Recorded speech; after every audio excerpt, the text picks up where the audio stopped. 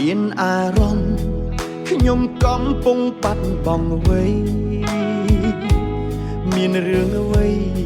ហេតុអ្វីចិត្តខ្ញុំពួលផ្សាគ្រាន់មិត្តចិត្តស្និទ្ធគេដើរមកជិតរួចក៏ហុចធៀបការមិនដេចនេត្រាខ្ញុំផ្សាចង់តែយំមើលធៀបការបើ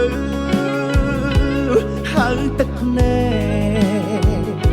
ទ្រូងស្ទើបែ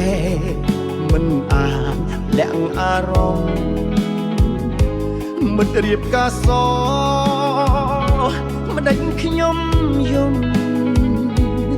ឬមួយខ្ញុំកំពុងស្រឡាញ់គេ